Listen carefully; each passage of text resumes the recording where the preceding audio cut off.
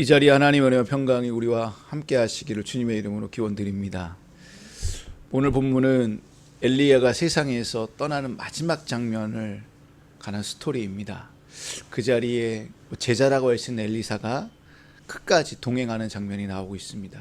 이 둘은 마지막을 함께 보내면서 자연스럽게 영적 흐름을 이렇게 이어나가고 있습니다. 한마디로 말하면 이어달리기를 하는 거죠. 이제 바톤을 엘리야에서 엘리사로 이렇게 멋지게 뭐하는 겁니까? 넘겨주는 장면입니다.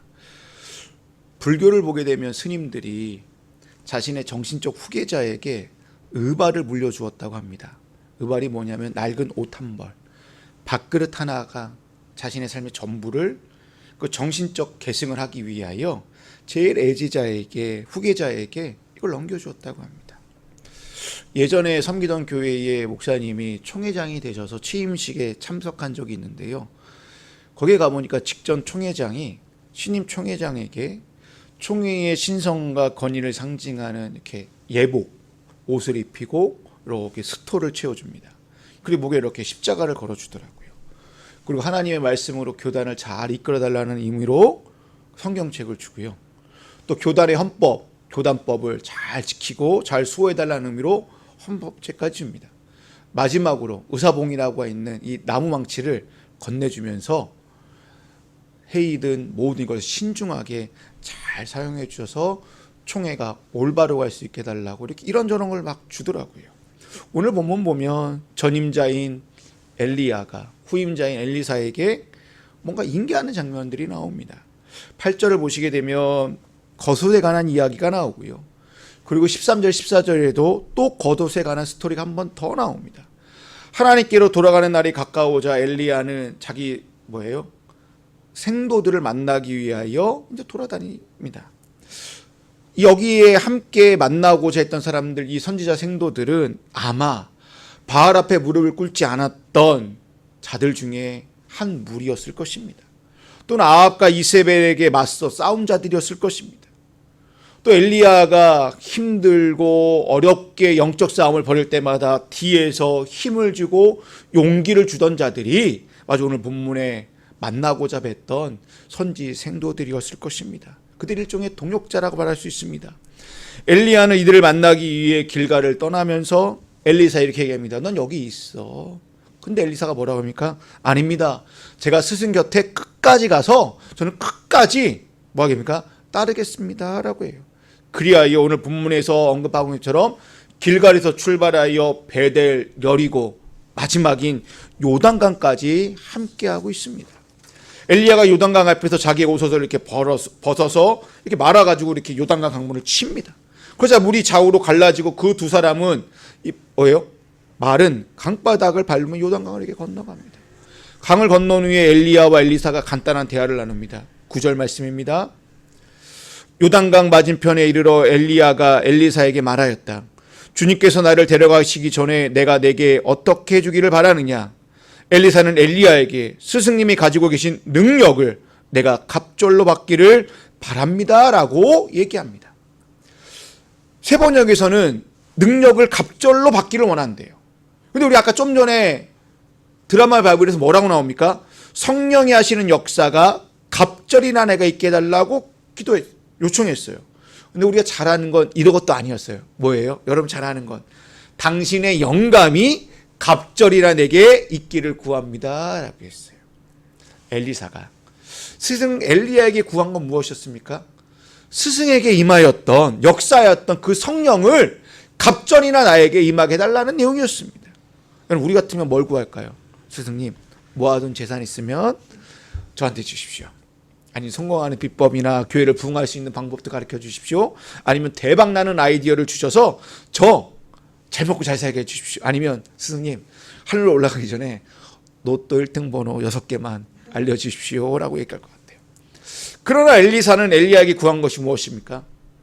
그동안 숱한 어려움과 시련이 엘리야에게 있었지만 끝까지 엘리야에게 함께 역사하였고 인도하였던 하나님의 영을 갑절로 달라고 요청합니다. 겉으로 보면 눈에 보이는 능력을 달라는 것 같아요. 성령의 다이나믹한 은사를 구하는 것 같아요.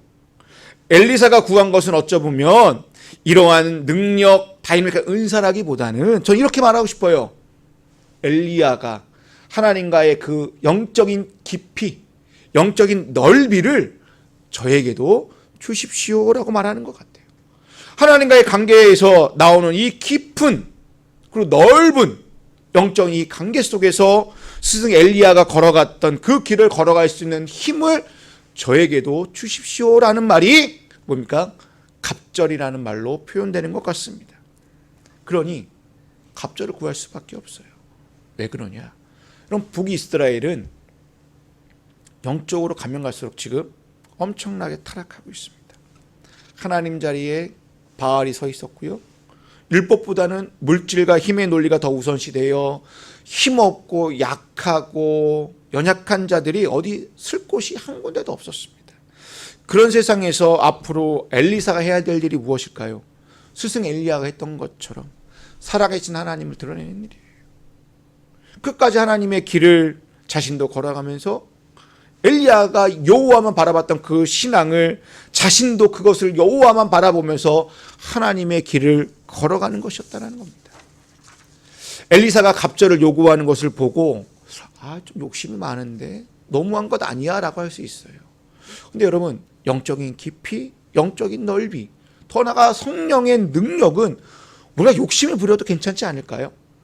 만약 여러분이 스승이고 제자가 있다고 생각해 보십시오. 어느 날 제자가 와서 저 스승님보다 더 뛰어난 영빨이 있었으면 좋겠습니다 라고 하면 기분이 나쁠까요? 좋을까요? 전 좋을 것 같아요. 왜? 청춘어람의 말이라는 말처럼 나보다 나의 후손들이 더 나은 영성을 가져야 이 땅이 하나님의 나라로 변화되기 때문이라는 거죠. 그래서 내가 줄 수 있는 것을 아낌없이 제자들에 다 두고 싶을 것 같아요. 그런데요, 엘리사가 이 구한 것이요, 엘리야가 주고 싶다고 해서 줄 수 있는 게 아니라는 것입니다.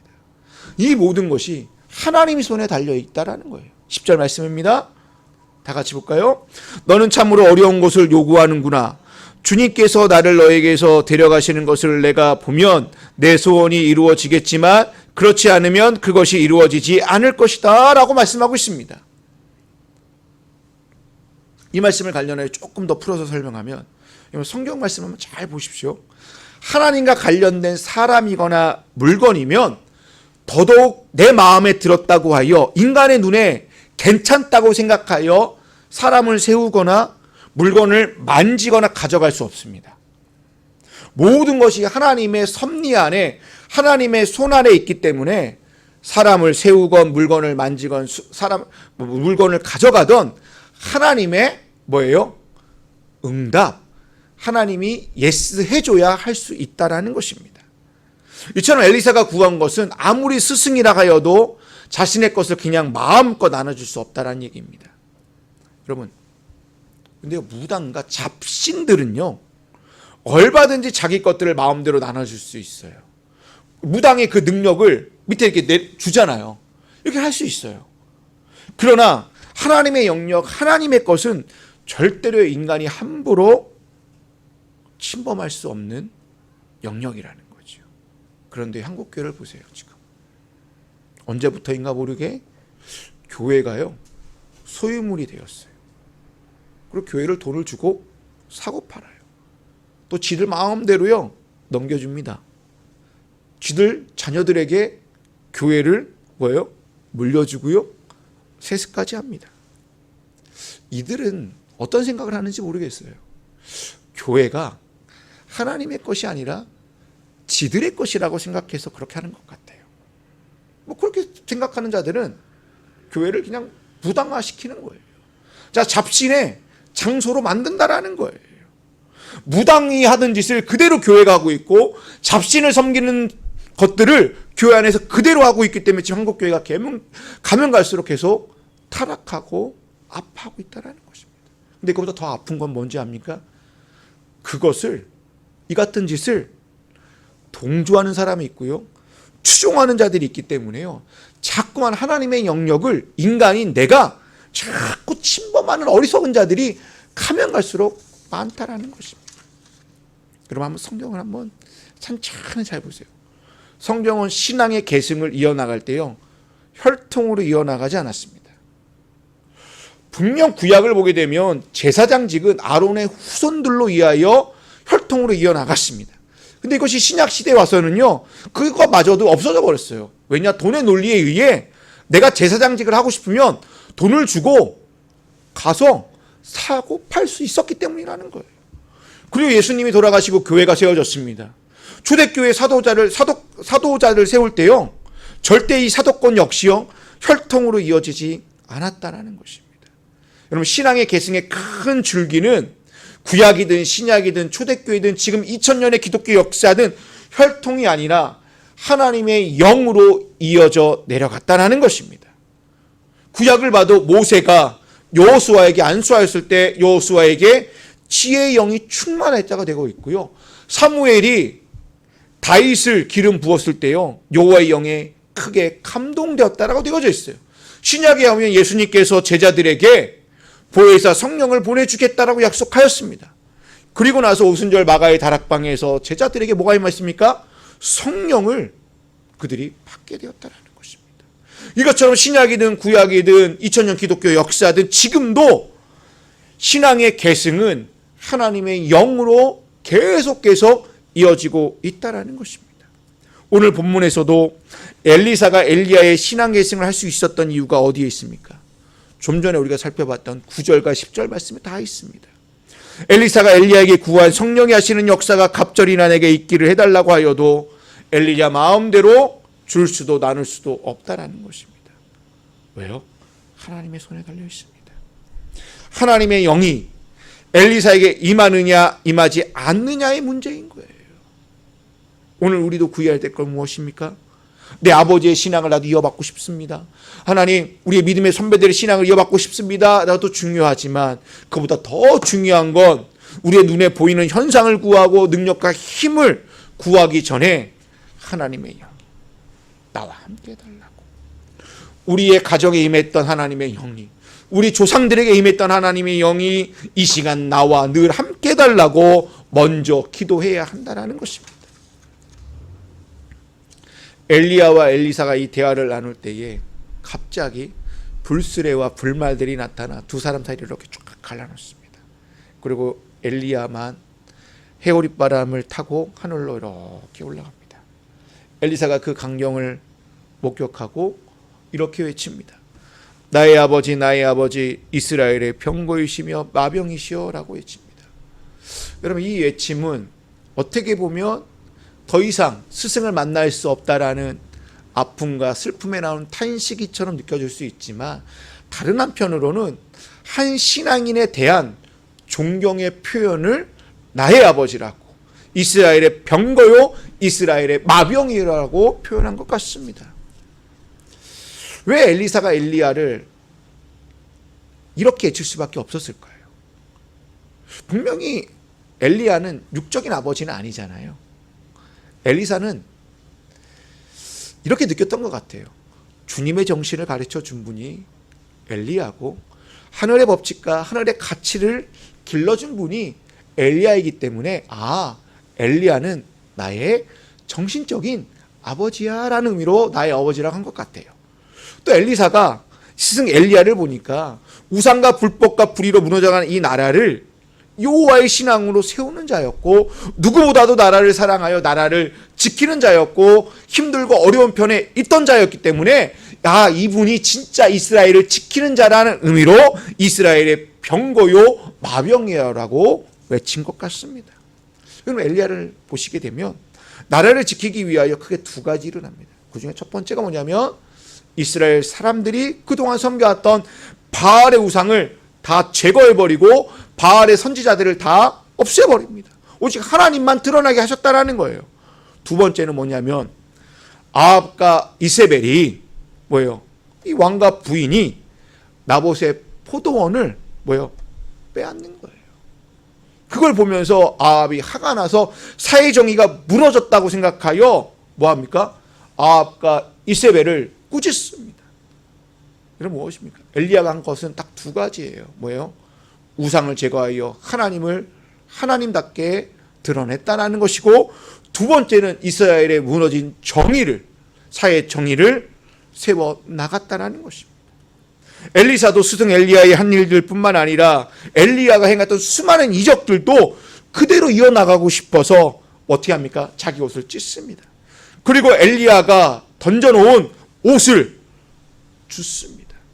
엘리사는 엘리야의 옷을 주었다라는 것이 무슨 의미입니까? 그 옷이 너무 탐에 좋아서요? 아니요. 이런 의미예요. 엘리사는 이제 한 사람의 개인이 아니라는 거예요. 이제 엘리사는 어떤 의미입니까?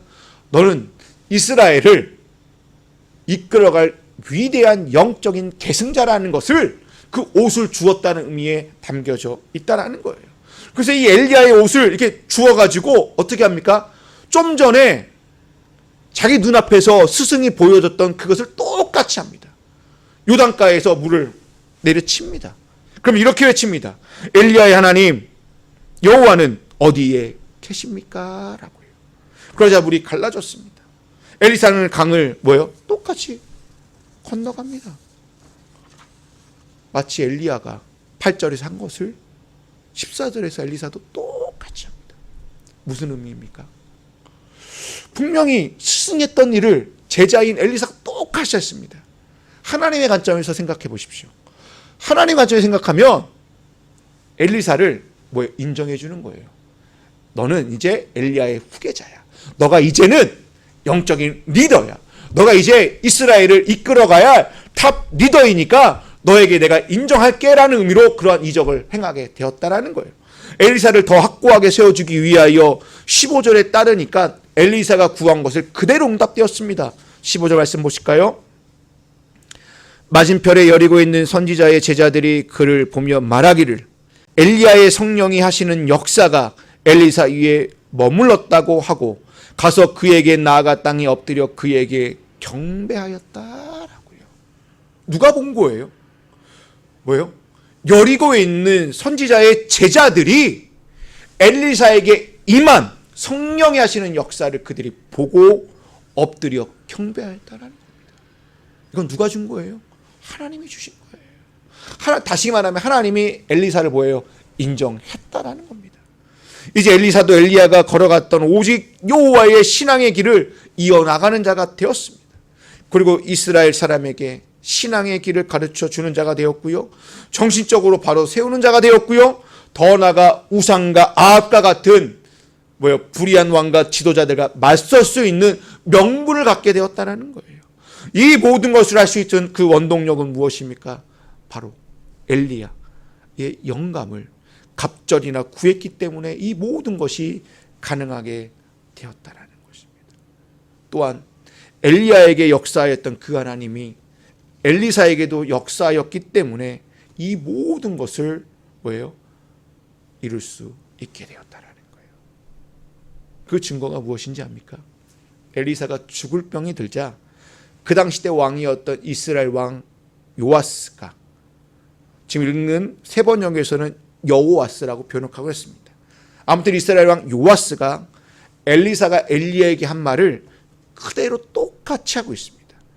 열왕기하 13장 14절 말씀입니다. 화면을 보실까요?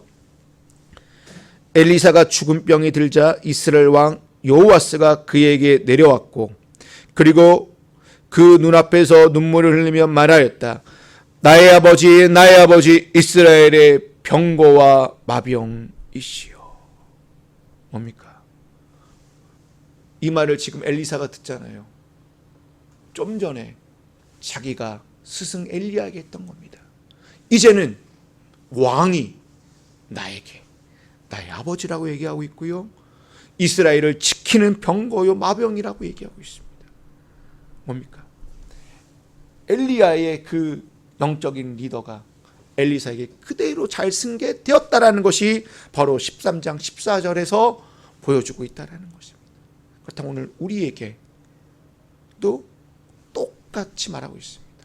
오늘날 우리에게도 너희가 이 시대의 엘리야와 엘리사 같은 사역을 해야 된다는 거예요? 이어받아서 이 땅에서 해야 한다는 것입니다. 이 시대를 보게 되면 엘리야와 엘리의 시대처럼 이 땅에 우상이 만연해져 있습니다. 하나님이여 드러나지 않는 시대입니다. 근데 우리는 어떻게 해야 됩니까? 하나님을 하나님으로 드러내는 사명을 감당해야 됩니다. 우리가 서 있는 이 자리에 엘리야가 하나님의 정의, 사회 정의를 실현하였던 것처럼 하나님의 나라를 만들어 정의를 세우고 공평을 세우고 불공정하고 불의와 부패를 만들고 있고 폭력으로 사람들이 죽어가는 모습을 보면서 나라를 지키기 위하여 애통하고 기도하고 행동을 해야 한다는 것입니다. 그래서 예수님 우리에게 너희는 이 땅의 소금이요 빛이라고 불러주셨다라는 겁니다. 오늘 우리가 엘리야보다 더 큰 영적 스승을 우리는 오랫동안 모시고 있다는 거예요. 그 스승이 누굽니까? 예수 그리스도예요. 근데 우리는 여전히 예수 그리스도에 대한 관심보다는 이 땅에 대한 관심이 더 많아요. 영적인 깊이와 넓이보다는 뭐예요? 신앙의 이렇게 변두리에만 이렇게 자꾸 맴돌고 있다는 거예요. 주의 가르침을 배우려는 마음보다는 세상의 말에 더 귀를 기울이고 있고요. 사람들이 말하는 것에 더 집중하고 있어요. 그러다 보니까요, 자꾸 우리의 시선이요, 이 땅의 것에 더 관심이 있어서 무엇을 먹을까 마실까 입을까에만 관심을 가지고 있다는 거예요. 그 내일 일에 자꾸 염려가 가득하여 정작 중요한 나의 생명과 소망의 주가 되신 그 주님과의 관계를 소홀해지고 주님 앞에 구하지도 못하고 그냥 염려와 근심 속에만 매일매일 살아가고 있다는 것입니다. 엘리사가 구한 이 내용을 오늘 우리가 구해야 됩니다. 당신의 성령이 하시는 역사가 갑절이나 내가 있기를 원합니다 라고 이 시간 구하시는 저와 여러분이 되기를 바랍니다. 여러분, 자녀들에게 무엇을 물려주시겠어요? 재산, 물질, 땅 문서, 권력, 힘 물려주면 좋지요. 근데 이런 것들이요, 주님의 정신과 가치와 결합되지 않는다면요, 그것은 복이 아니라 걸림돌이 된다는 겁니다. 제가 이 설교를 준비하면서 제가 우리 아들한테 물려줄 수 있는 게 무엇일까 생각해 봤거든요. 쥐뿔도 없어요. 아무것도 없더라고요. 그러면서 설교를 준비하면서 기도했어요. 주님, 아무것도 물려줄 수는 없지만 주님, 제 아들이 저보다 더 나은 신앙인으로 하늘에 속한 자가 되어 하늘의 법칙과 가치와 질서를 아는 자가 되게 하셔서 하나님의 자녀로 귀하게 쓰임받는 자녀가 되게 해주십시오 라고 기도했습니다. 여러분, 우리 자녀에게 물려줄 수 있는 것, 신앙의 유산 외에는 아무것도 없다라는 겁니다. 다음 주가 되면 올해 4분기가 시작됩니다. 이제 올해 석 달밖에 남지 않았어요. 10월, 12월, 12월 우리는 석 달 동안 자녀들을 생각하며 릴레이 성경 필사를 하려고 합니다. 우리의 신앙을 위해 성경 말씀을 적어가는 것이 아니라 자녀들을 생각하면서 성경 말씀을 한 구절 한 구절 적어가면서 내 아들과 내 딸들에게 아름다운 신앙의 계승을 잘 이어가는 마음으로 다음 주부터 우리는 이 릴레이 성경 필사를 하고자 합니다. 방법과 자세한 건 다음 주에 말씀드리겠습니다. 아무튼 우리가 자녀에게 반드시 물려줘야 할 건 무엇입니까? 신앙의 유산이라는 것입니다. 어떠한 유산입니까? 하나님에 대한 뜨거운 사랑을 전해줘야 되고요, 주님에 대한 헌신을 알려줘야 되고요, 하나님의 나라한 소망과 기대를 우리 자녀들에게 이어나갈 수 있도록 계승해 주어야 된다는 것입니다. 여러분, 신앙은 절대 아름다운 추억이 아닙니다. 간증이요, 이걸 간증거리를 전해주는 게 아니에요. 성령의 능력, 성령의 은사를 전해주는 것도 아니라고 저는 생각합니다. 신앙은요, 주님을 최고의 가치요 최고의 선으로 여기는 마음을 가르쳐주는 것이 신앙의 전수라고 생각합니다. 이 땅에서 꼭 붙들어야 되고 이 땅에서 제일 중요시 여겨야 될 것이 무엇인지 가르쳐주고 이것을 알려주는 것이 신앙의 전수라고 저는 생각합니다. 그 신앙이 우리가 먼저 이어받아야 되고 우리 자녀들에게 이어나갈 수만 있다면 저는 땡큐할 것 같습니다. 그러기 위해 내가 먼저 이 시대의 엘리사처럼, 아니, 믿음의 스승 대신 주님의 영을 구하고 주님의 길을 갑절로 구하는 저와 여러분이 다 되기를 바랍니다. 그래서 내가 이 땅에 붙잡고 있는 것 내려놓으십시오. 엘리사가 옷을 찢었던 것처럼 우리가 갖고 있던 것을 다 찢어버리고 내리시고, 그리고 스승인 엘리야의 옷을 취한 것처럼 주님의 옷자락을 오히려 붙잡고 나가시기 바랍니다. 엘리사가 스승 엘리야의 스승의 옷을 취한 것처럼 여러분 주님의 영적인 옷을 여러분 취하십시오. 계시록 19장을 보니까요, 세마포의 옷은 성도에 오른 행실이라고 했습니다. 우리가 입어야 될, 우리가 취해야 될 옷은 무엇입니까? 신앙과 말씀 안에서 오른 행실의 옷을 입으라는 것입니다.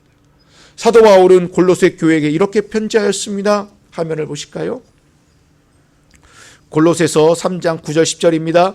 여러분은 옛사람을 그 행실과 함께 벗어버리고 새 사람을 입으십시오. 이 새 사람은 자기를 창조하신 분의 형상을 따라 끊임없이 새로워져서 참 지식에 이르게 됩니다. 우리도 엘리사가 스승 엘리야의 겉옷을 취한 것처럼 주님이 우리에게 주신 거룩한 새 옷을 입어 엘리야로부터 엘리사에게로 이어지는 신앙 계승이 저와 여러분과 그리고 우리의 가정과 공동체에 이루어지기를 주님의 이름으로 축복합니다. 그리고 이 시간 이렇게 기도하시죠. 성령이 하시는 역사가 갑절이나 내게 있게 달라고 구하는 저와 여러분이 다 되시기를 주님의 이름으로 축원드립니다. 기도하시겠습니다.